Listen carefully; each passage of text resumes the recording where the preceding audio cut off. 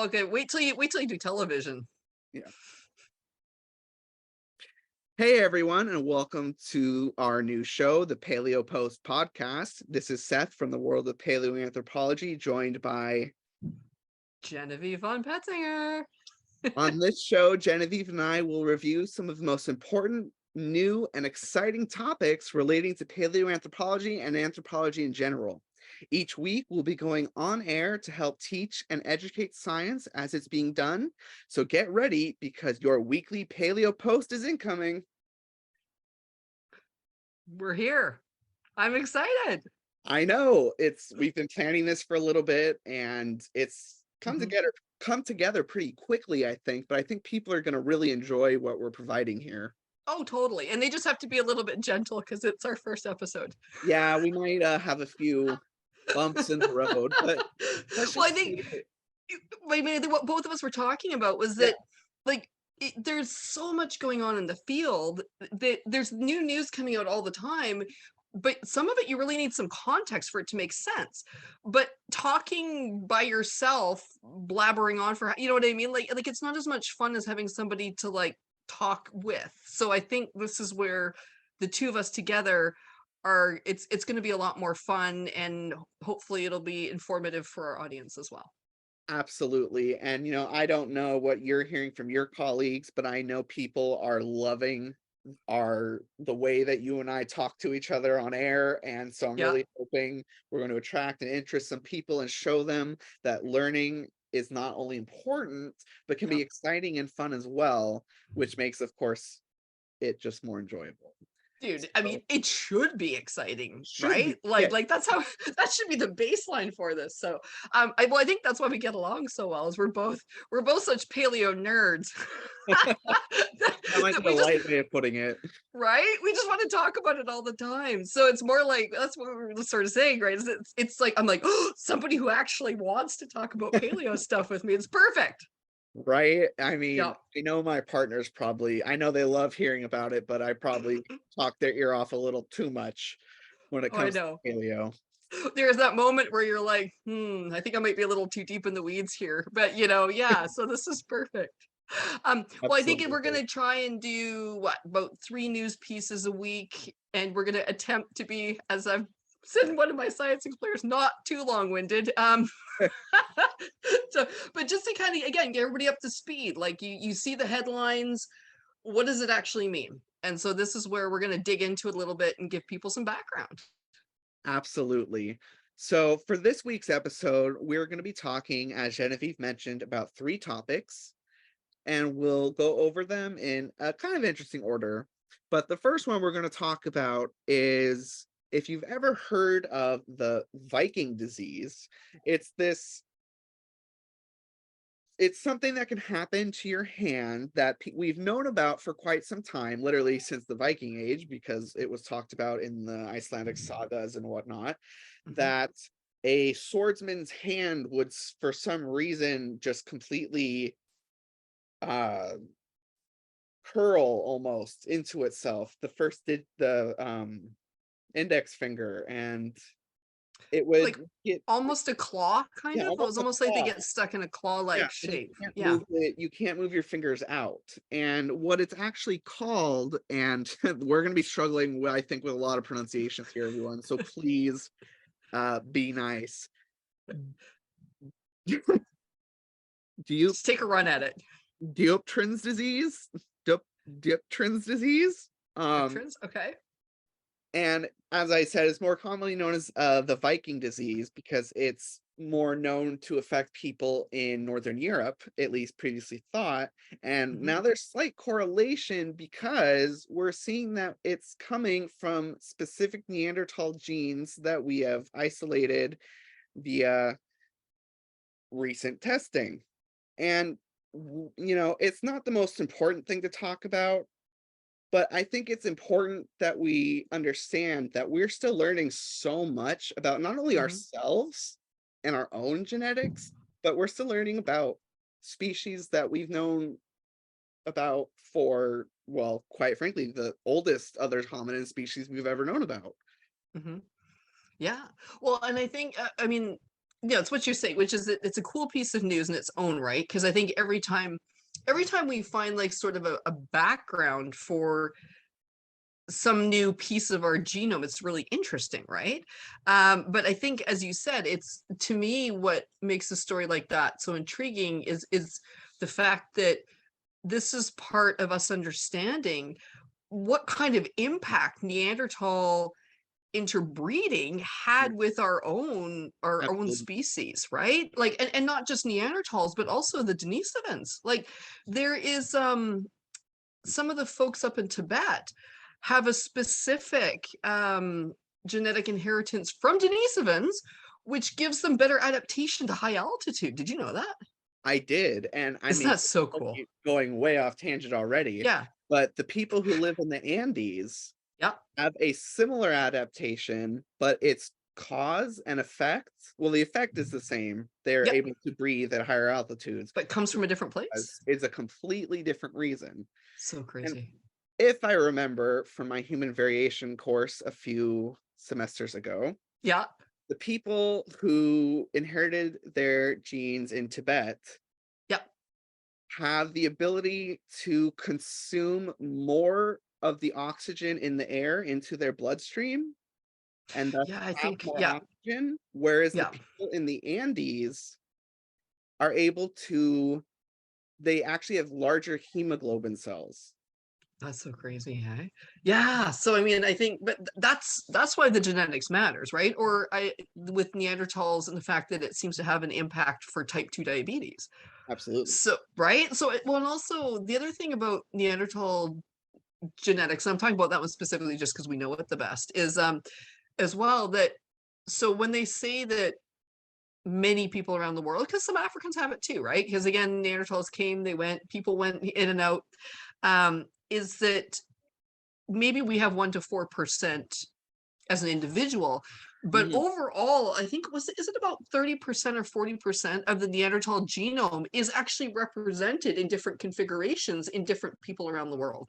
I'm not sure on the exact number, but Yeah. you are absolutely right, and that is So something I that said 30 to people, 40%. I'm yeah, pretty sure it's in exactly. that range. I can't Um, remember the exact percent. I think it's somewhere in there. that is something people I don't think when they're first told or when they know, oh, I have 2% Yeah. Neanderthal DNA, it's not the same 2% for every person. No, no. So Isn't I that think weird? Yeah. it's So yeah, and it's the way that it keeps selecting over generations, right? So that again, some things get selected out, some things stay in. No, it's absolutely fascinating. And but I mean, if you go back, there's that one individual. Oh, is he from Romania? I feel like he might be from Romania. Do you know what I'm talking about? Who Homo sapien, and who had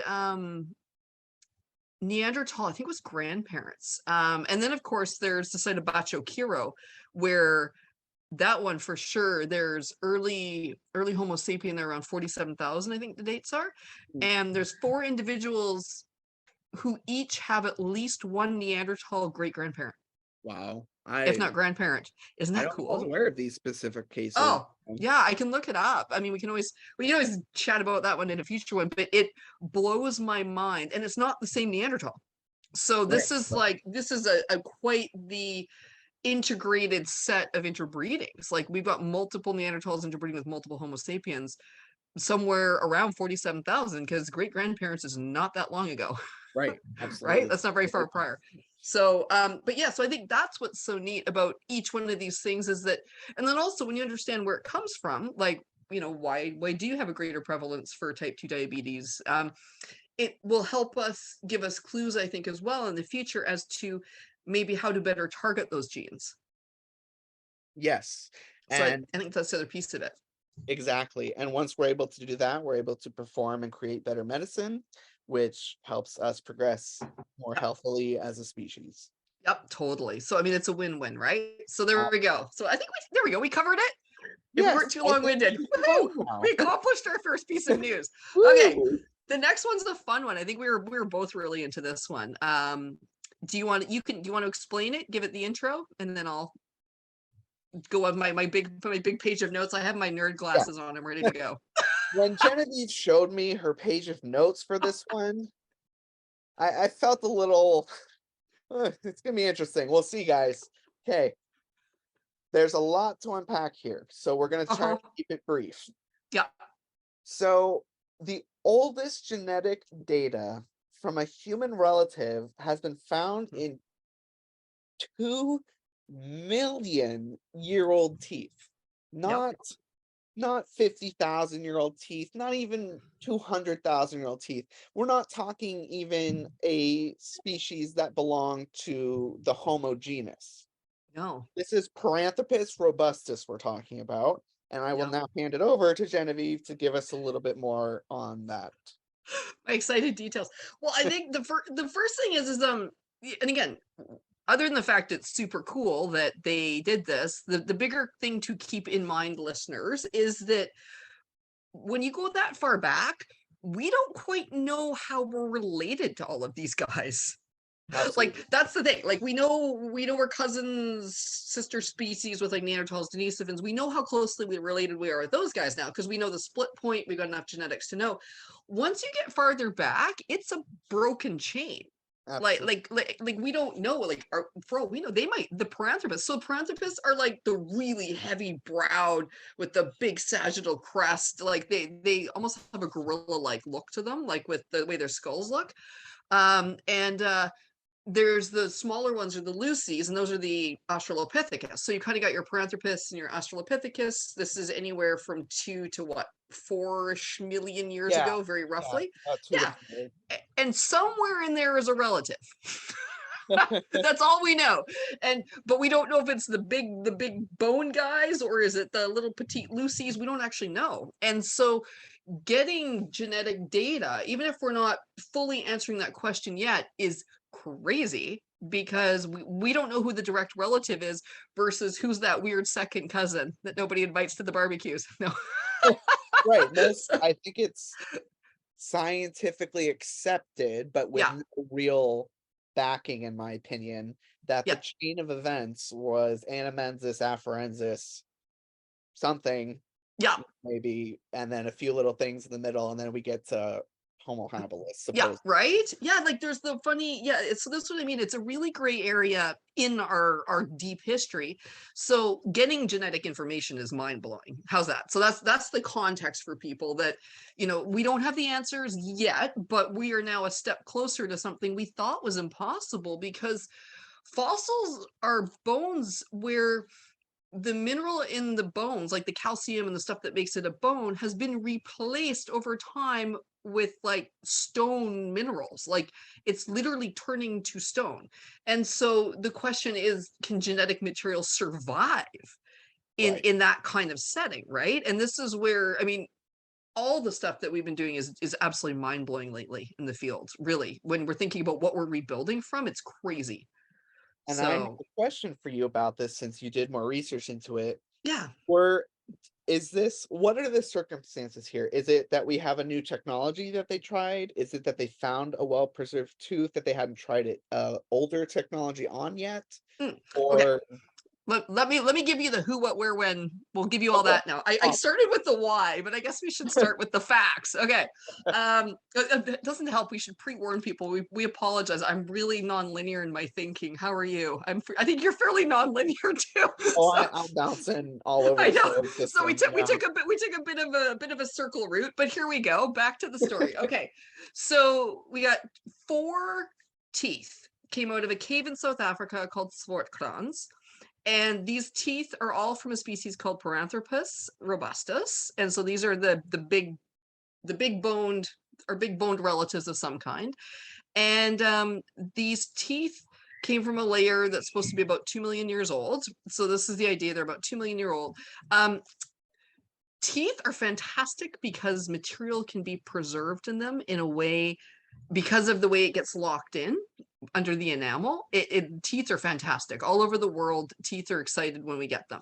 What they did here is so this goes into something called proteomics. And so this wasn't actually genome stuff. It's not genetics. It's like the next door neighbor. They were trying to identify ancient proteins. So all of us, I mean, that's what DNA codes to build, right? Like we're all made out of all these little proteins that the DNA is building, but proteins are simpler.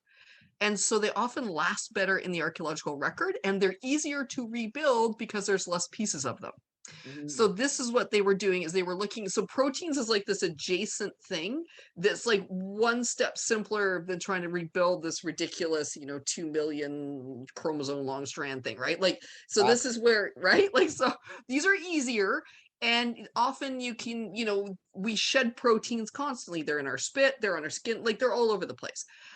So in this particular case, they were looking for proteins that you can find basically baked into the enamel of our teeth. And so we have those too. And they used a mass spectrometer to basically scan these 4 teeth, and they got some genetic data. But the thing, and we'll come to that in a second, the thing that's super, super cool about this though, is that there was very specific there's some very specific proteins and amino acids that they were able to rebuild, okay? In specifically, I'm going to take a run at this word. We were joking about this word before. I've never heard it out loud before, so I'm sorry if I got it wrong. Amelogenin Y. Okay, so what makes this protein so incredibly cool is it comes from the Y chromosome. The Y chromosome is only found in males. So incredibly, from 2 million-year-old tooth enamel, we now know that 2 of the 4 teeth are male.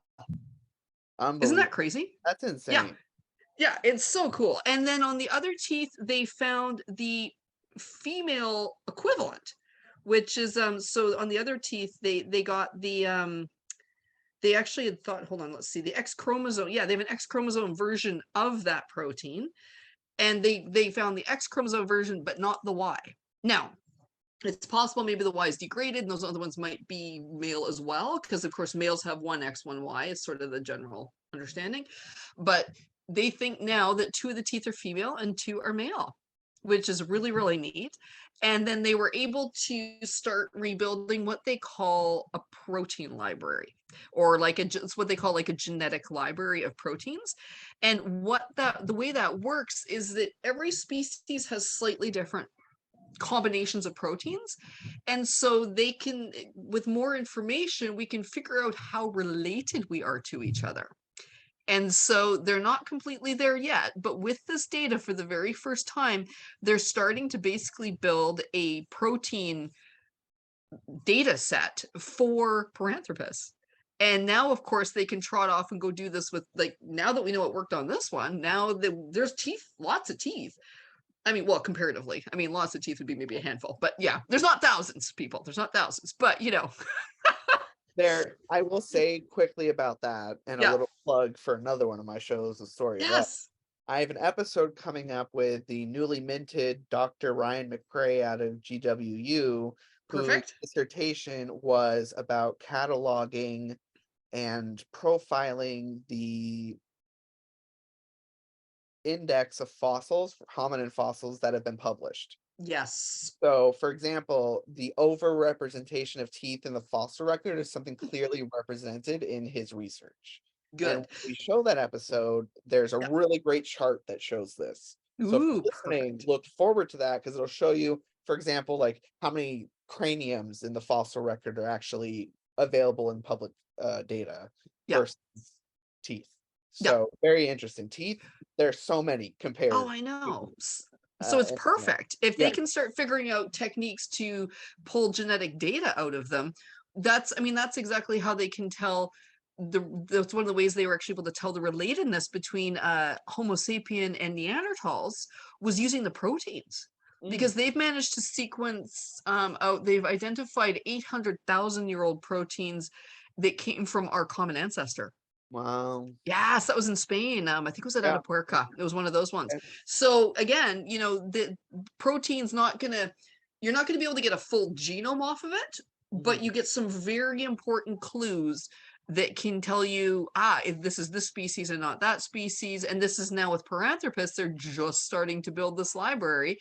And we may start to be able to figure out the degree of relatedness, which in the future might help us understand the family tree better. and I think that's a perfect place for us to Yep. segue into our last topic for this week's episode, which Yes. it's a fun one. It's an interesting one. It kind of turns people's heads when you just say what it's about. I know. So, Should we do it? Should I do it? Kind of like I yeah, did let's do it. before. Let's do it. Okay, basically, we're talking about giant armored sloths. It's perfect. Right? I I love mean, it. what an interesting way to finish off the first episode. Giant armored sloths from South America. I Yeah, mean, we're like the size of grizzly bears, dude. I looked it up. Yeah, they were like 600 kilos, which is like 1,300 pounds. yeah, Like they were enormous. Like I mean, it's I crazy. wonder if they. I have to just say it. I wonder if they were tasty. Because I'm sure they were probably getting eaten. Oh, they But what were. makes Yeah.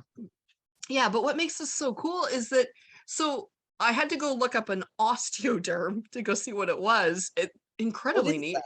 Okay, so an osteoderm, they have little bone plates like embedded in their skin as a form of armor. Like it's covered with fur, so you wouldn't have known it was there. But like think of an armadillo, but with fur, basically, And and really long, enormous. and really long, um, Yes, yeah, claws. really long claws. I have no idea Huh. if they were slow or not. I mean, it's interesting, but so these are like these heavily armored bear-sized sloths that were roaming South America during the Pleistocene. And so that's this is the this site is really interesting from a rock art point of view too, which is kind of why I wanted to finish there. Was that I mean, again, obviously I've done lots of paleoanthropology stuff more generally, and just as through the courses I've taken, my interests overlap with that stuff, but my specialty is obviously in Paleolithic art.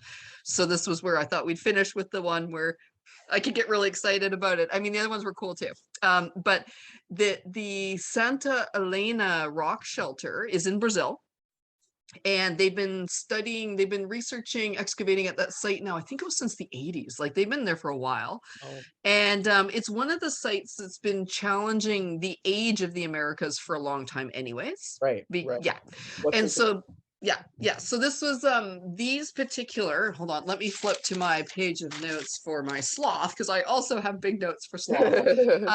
Because again, I want to make sure I got the osteoderms right. Okay, so with the latest dates, it's 25 to 27,000 years ago, and these are using actual like scientific dating methods, not just like guessing or kind of in relation to other things. And this dates come from the dirt, not directly from the bones, though they probably could actually do some carbon dating on the bones in the future too. But Probably. this is from the dirt dating. And so these osteoderms were found in an archaeological layer in this rock shelter in Brazil. And there's actually thousands of them at the site. So this is where, again, they were probably eating the sloth. But 3 of them were modified and turned into pendants. So they had holes drilled into them. And they also had been smoothed and shaped to be more triangular teardrops. So they'd been polished, drilled out, and turned into some sort of ornament, which is incredibly cool on lots of different levels, because that really speaks to the symbolic capacity of the people living there. And it's the only, of course, sloth bone necklaces or pendants known anywhere in the world. Which is cool in its own right. I know, right? It's amazing. To think, well, I mean, can you imagine what they must have thought when they cut that animal open and they were probably like, what the heck is this? Like, there's this whole layer of bones. Yeah, because that's what I mean, is often, in Europe, you find knuckle bones are quite common sometimes. Like, there's certain bones that tend to get used for pendants. I've Right, seen some right. mammoth sort of knuckle bones that are really neat the way they've carved them because they're so big. Mhm. Um, and so I think those were the things that stuck out to me as being really interesting. Other than the fact, I should flag the rock art, there's over 1,000 rock art images at the site as well. Wow. Yeah, so animals, humans, and geometric signs, probably from more than one time period. So this is clearly a very important site that we're looking at. Yes, and it appears to be one that they came and went over millennia, so that there was times where, from a climate point of view, because of course the climate was, even in an ice age, it's not like things were static, right? Right, Like there was right. times where the ice sheets were bigger and the world was colder, and then there was other times where the ice sheets had melted a little bit and things warmed up. So the environment changed, but there was certain kind of key points in the history of South America when the environment was right that this was a really good spot to be. So one of those time periods appears to be around that 25 to 27,000. And then I think again around 10 to 12,000 they were there. And so traditionally the art in the cave was associated with later time periods. But now, and here we are, we're circling back to genetics. Are you ready for this? I think there's hands down there. If Oh, there's spit painted hands, there is the possibility that we might be able to extract some genetic material from the spit paint. that's insane. Isn't that so cool? I mean, that's the holy grail, right? Yeah, and I mean, one thing that comes to my mind immediately is if they're already down in South America at that time, Mm-hmm. clearly they were up north a lot earlier. Oh my gosh, yes. Right? A lot So earlier. yeah, yeah. Like this isn't even just a like whoopsie, a couple people snuck over pre-Clovis. Like this is Yeah, this is this is big like yeah, yeah. yeah.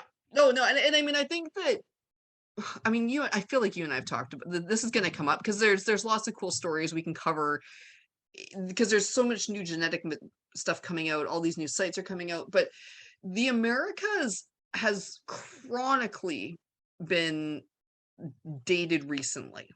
chronically. And I mean I think there's a lot of reasons for that, which I don't even want to start because we will go off on that down that rabbit hole. But I'm sure we'll cover it in a future episode. But you know the Americas have always been treated as a oh yeah, and then the ice melted and some people went that way. Some, Yeah, right? Yeah. some people went to the east. We don't know what we sometime around there. And so but it's like there's these huge continents and we know that whenever our ancestors, whether Homo sapien directly or the ones who came before, anytime climatically and environmentally they were able to move into places, they did. Right. And Absolutely. sometimes they came back and then they crossed again. And so, I mean, that's the thing is that I have a feeling the story is incredibly complicated in a really fun way. But I do think that with all these new dating techniques and then also with all the genetic stuff, there's so much potential for us to start unraveling this story a little bit more and then adding it to this greater story of us, right? Because that's really what it's all about. Absolutely. And, I think that is probably a wonderful place for us to conclude the very Yay! first episode of the Paleo Post podcast. We did We, it. we did it. Make sure that wherever you find this, because we actually haven't talked about where we're uploading it yet.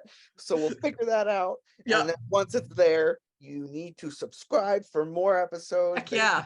Weekly, and we're just going to have a blast doing this. If you find a topic that you want us to talk about that you think is really interesting, please feel Yeah. free to let us know and submit it. Email me, comment it, tell Genevieve, whatever you want to do.